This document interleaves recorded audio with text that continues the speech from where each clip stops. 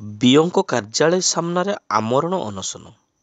ମୟୂରଭଞ୍ଜ ଜିଲ୍ଲା ରାସଗୋବିନ୍ଦପୁର ବ୍ଲକ ଶିକ୍ଷା ଅଧିକାରୀ ବିଓଙ୍କ କାର୍ଯ୍ୟାଳୟ ଆଗରେ ଓମ୍ ସାଇ ସ୍ୱୟଂ ସହାୟକ ଗୋଷ୍ଠୀ ତରଫରୁ ଦିଆଯାଇଥିବା ଆମରଣ ଅନଶନରେ ଆଜି ଦ୍ୱିତୀୟ ଦିନରେ ପହଞ୍ଚିଛି। ତେବେ ଆଜି ଆମରଣ ଅନଶନରେ ବସିଥିବା ସମୟରେ ସ୍ୱୟଂ ସହାୟକ ଗୋଷ୍ଠୀର ସଦସ୍ୟ ମଞ୍ଜୁଲତା ବେହେରା ଅସୁସ୍ଥ ହୋଇପଡ଼ିବାରୁ ତାଙ୍କୁ ରାସଗୋବିନ୍ଦପୁର ଗୋଷ୍ଠୀ ସ୍ୱାସ୍ଥ୍ୟ କେନ୍ଦ୍ରରେ ଭର୍ତ୍ତି କରାଯାଇଛି। ସୂଚନା ଅନୁଯାୟୀ ଗତ 2022 ମସିହା ଜୁଲାଇ 4 ତାରିଖରୁ ବିନୋଦ ରାୟ ଉଚ୍ଚ ପ୍ରାଥମିକ ବିଦ୍ୟାଳୟରେ ମଧ୍ୟାହ୍ନ ଭୋଜନ ରୋଷେଇ ଦାୟିତ୍ୱରେ ଓଂ ସାଇ ସ୍ୱୟଂ ସହାୟକ ଗୋଷ୍ଠୀକୁ ଦିଆଯାଇଥିଲା।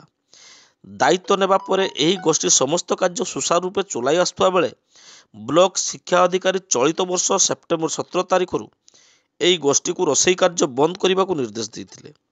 କାର୍ଯ୍ୟ ବନ୍ଦ ରଖିବାର ଏକ ମାସ ପରେ ସ୍ୱୟଂ ସହାୟକ ଗୋଷ୍ଠୀର କାର୍ଯ୍ୟକର୍ତ୍ତା ପୁନର୍ବାର ବିଓଙ୍କୁ ଦେଖାକରି ରୋଷେଇ କାର୍ଯ୍ୟ କେବେ ଆରମ୍ଭ କରିବେ ବୋଲି ପଚାରିବାରୁ ମାସକୁ 5,000 ଲାଞ୍ଚ ଦେଲେ ଯାଇ ପୁନର୍ବାର ରୋଷେଇ ଦାୟିତ୍ୱ ନେବେ, ନଚେତ୍ ବିଦ୍ୟାଳୟର ଶିକ୍ଷକମାନେ ଏହି କାର୍ଯ୍ୟ ନିଜେ ତୁଲାଇବେ ବୋଲି କହିଛନ୍ତି ଏବଂ ଅପମାନଜନକ ଅଶାଳୀନ ଭାଷା କହି ସ୍ୱୟଂ ସହାୟକ ଗୋଷ୍ଠୀର ସଦସ୍ୟଙ୍କୁ ଅଫିସରୁ ବାହାର କରିଦେଇଥିଲେ ବୋଲି ଅଭିଯୋଗ କରିଛନ୍ତି ସ୍ୱୟଂ ସହାୟକ ଗୋଷ୍ଠୀର ସଦସ୍ୟ। ତେଣୁ ଉକ୍ତ ଗୋଷ୍ଠୀର କାର୍ଯ୍ୟକର୍ତ୍ତାଙ୍କ ପ୍ରତି ହୋଇଥିବା ଅନ୍ୟାୟ, ଅବିଚାର ଓ ବେଆଇନ କାର୍ଯ୍ୟର ତଦନ୍ତ କରାଯାଇ ନ୍ୟାୟ ପ୍ରଦାନ ପାଇଁ ବ୍ଲକ ଶିକ୍ଷା ଅଧିକାରୀଙ୍କ କାର୍ଯ୍ୟାଳୟ ସମ୍ମୁଖରେ ଆମରଣ ଅନଶନରେ ବସିଛନ୍ତି। ତେବେ ଆଜି ଅନଶନରେ ବସିଥିବା ସଞ୍ଜୁଲତା ବେହେରା ଅସୁସ୍ଥ ହୋଇ ରାସଗୋବିନ୍ଦପୁର ମେଡିକାଲରେ ଭର୍ତ୍ତି ହୋଇଥିବା ଜଣାପଡ଼ିଛି।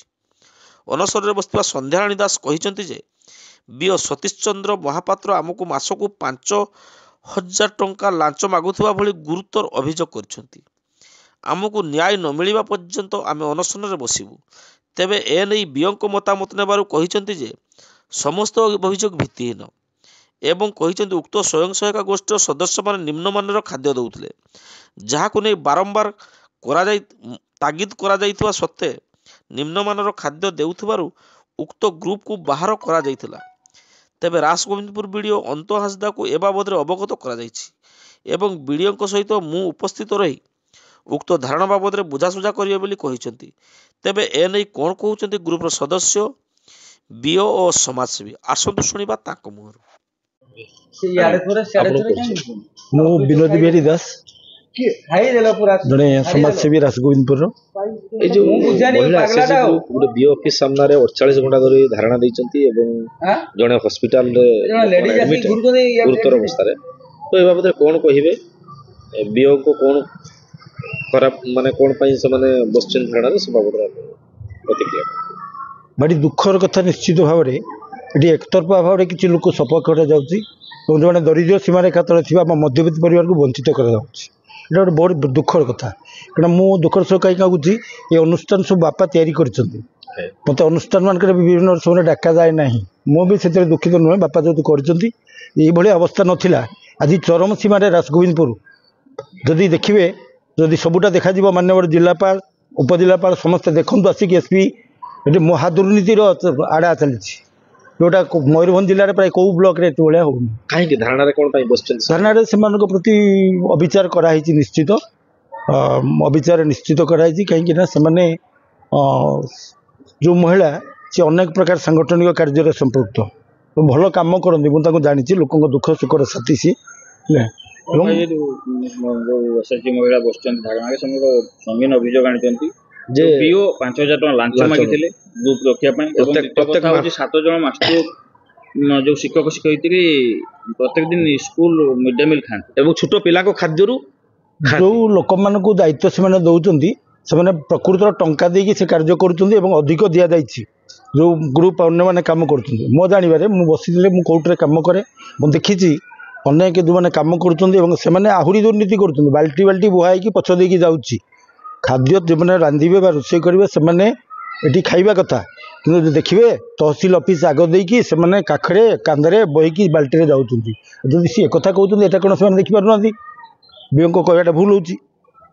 ସେମାନେ ବିଓ ଦେଖୁନାହାନ୍ତି, ତାହେଲେ ସେଗୁଡ଼ାକ ଆମେ ଶହ ଶହ ଲୋକ ଦେଖୁଛନ୍ତି।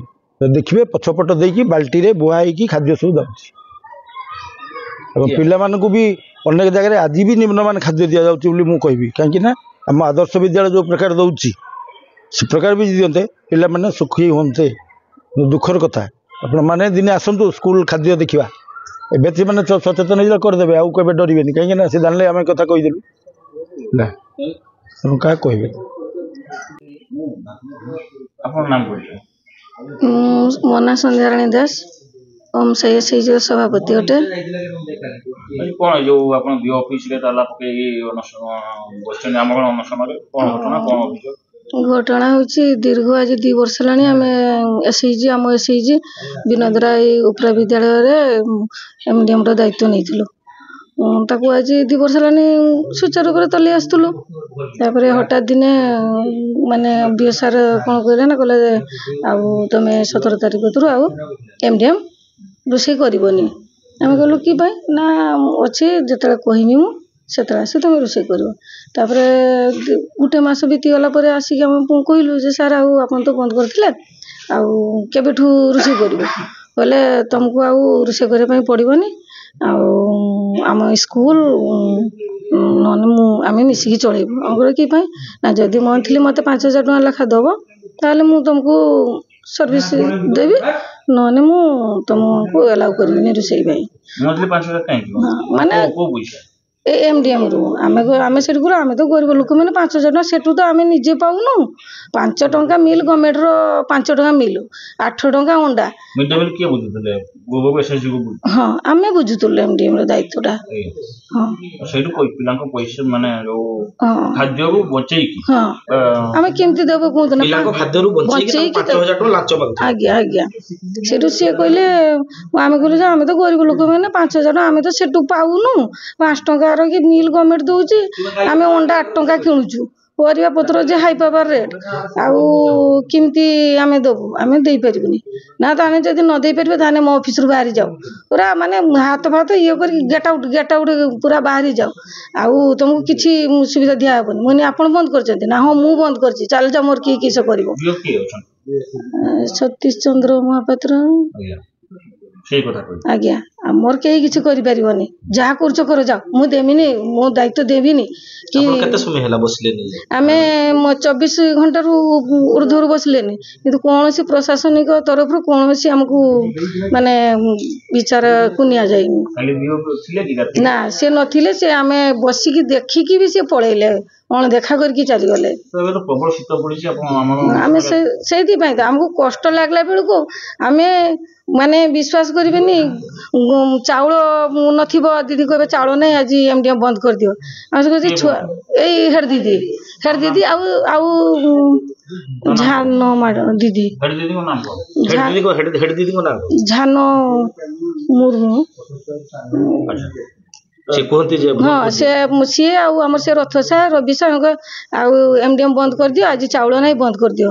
ଆମେ ଛୁଆମାନେ ଭୁକରେ ରହିବେ, ଆଉ ଆପଣ କହୁଛନ୍ତି ବନ୍ଦ କରିଦେଇତେ, ନା ତାହେଲେ ତମେ ଘରୁ ଚାଉଳ ଆଣିକି ଦିଅ। ଆମେ ମାନେ ଗୁରୁବାର ନାହିଁ, ମାସ ନାହିଁ, ପୁନି ନାହିଁ, କିଛି ନାହିଁ, କି ଛୁଆଙ୍କୁ ଆମେ ଘରୁ ଚାଉଳ ଆଣିକି ରୋଷେଇ କରିକି ଖାଇବା ପାଇଁ ଦେଇଛୁ। ଆମର ଦାବି ଯେ ଆମେ ତ ଠିକ୍ ଠାକ୍ ଭାବରେ ଚଲଉଥିଲୁ, ମେସିନ୍ ବସଉଥିଲେ ଦିଦି। ତାପରେ ଆମେ ମନକୁ କେହି ଦିନ ଜିନିଷ ଆମେ ଦଉନୁ, ଦିଦି ହିସାବ କରିକି ଆଣିବେ, ଆମକୁ କହିବେ ଏତିକି ଦିଅ, ସେତିକି ଦିଅ, ଯେତିକି ବି କୁହନ୍ତି ତାଙ୍କୁ ଆମେ ସେତିକି ଆକାରରେ ଦଉ। ହଁ ସେତିକି ଆମେ ଦଉ। ତାପରେ ବି ଯଦି ଯେଭଳିଆ ଭାବରେ ମାର୍କେଟ ରେଟ୍ ହେଲା, ଗଭର୍ଣ୍ଣମେଣ୍ଟ ରେଟ୍ କମ୍ ହେଉଛି, ସେଠୁ ଆମେ ଦିଦିଙ୍କୁ କହିଲୁ, ଦିଦି ଆପାତତଃ କିଲୋ 2 କିଲୋ କମ୍ ନିଅନ୍ତୁ, ନହେଲେ ଆମର ଆଡ଼ଜଷ୍ଟ ହେଇପାରୁନି, ଆମ ହାତରୁ ଯାଉଛି, ପଇସା ଖର୍ଚ୍ଚ ହେଉଛି, ଆଉ ଆର ମାସ 3,000 ଟଙ୍କା ଆମର ଲସ୍ ହେଇଥିଲା, ଆଉ ଆପଣ ଟିକେ ଆମକୁ ଟିକେ ଆଡ଼ଜଷ୍ଟ କରନ୍ତୁ। ସେ କହିଲେ ନା, ତମେ ଯଦି ଚଳେଇ ନ ପାରୁଛ ତମେ ଛାଡ଼ିଦିଅ, ଆମେ ଚଳେଇବୁ। କ'ଣ ଦାବି ରଖିବେ? ଆମେ ଦାବି ମାନେ ଆମେ ତ ଠିକ୍ ଠାକ୍ ଚଳଉଥିଲୁ, ଆଉ ମୁଁ ଜାଣିବା ଯେତିକି ବି ମାନେ ବ୍ଲକରେ ଯେତିକି ସ୍କୁଲ ଅଛି ସବୁଠୁ ଭଲ ଖାଦ୍ୟ ଆମେ ଦେଉଥିଲୁ। ମୁଖ୍ୟ ଦାବି ହେଉଛି ଯେମିତି ଆମକୁ ଅସମ୍ମାନ କରିକି, ମାନେ ଅଶ୍ଳୀଳ ଭାଷା କହିକି ବାହାର କରିଥିଲେ ବିଓ ଅଫିସରୁ କି ବନ୍ଦ କରିକି, ଆମର ଦାବି ହେଉଛି ସେରକମ ଶାସନ ମାନେ ଆମକୁ ସ୍କୁଲ MDMର ଦାୟିତ୍ୱ ପୁଣି ଥରେ ନିଆଯାଉ।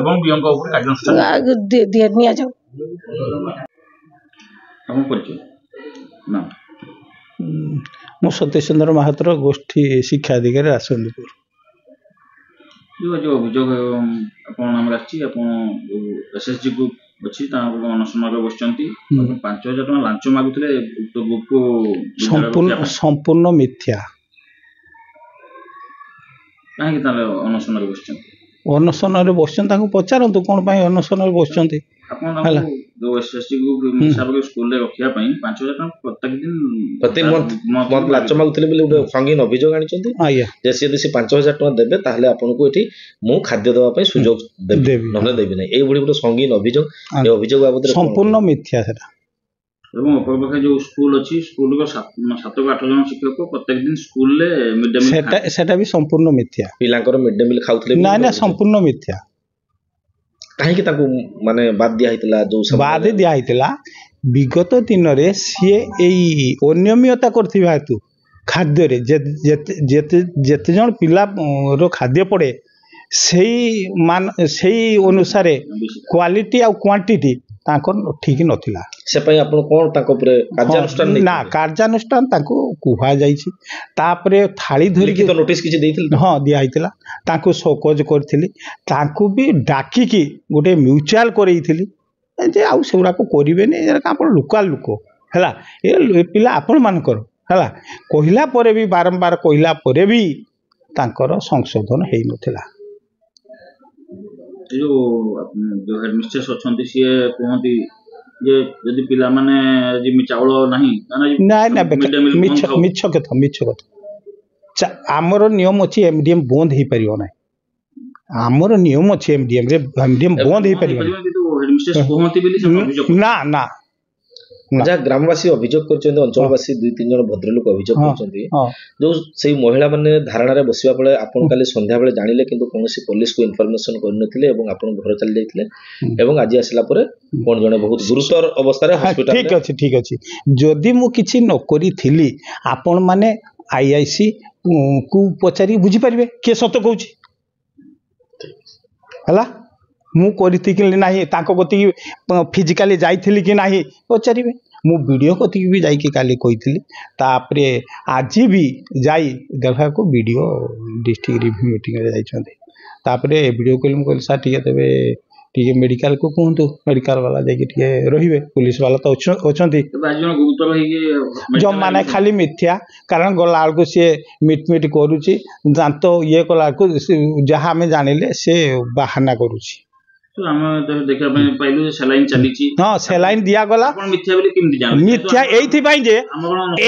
जे सीए जदि तार स्टीप ही जाइए सेंस नहीं ताकू धरला को चल चली गला के आज्ञा आमे तो गला देखलु जे हां मु परा जेतले ताकू बेड को डॉक्टर गति निया गला 2 जण धरले से तो गुड़ोटा तो पखी पार न थांदा पखी गला के दी प्रमाण कर मु निजे देखली परा मु निजे देखली मु निजे नहीं की जाइथिली गाड़ी आनी मेडिकल आनी ताकू नहीं कि मु निजे जाइथिली आपण उच्च पद डीओ को जणैथिले ताकर खाद्य रे से पिला को अनियमितता कर हां हां मु जॉइंट आमे जॉइंट वेरिफिकेशन देइछु कई आसले डीओ ऑफिस रु कई आसी नथिले किंतु से माने चिट्ठी हमको देले जे आपण माने से डिसीजन वीडियो नहीं पारिबे से ब्लॉक ये हेड तेणु सही अनुसार आपण माने काम करंतु वर्तमान हम समाज 8 घंटा ऊपर हेलानी वर्तमान कोन पदक्षेप आपण नेबे प्रशासन ना प्रशासन आमे चाहूछु समाधान करिवु कथाटा को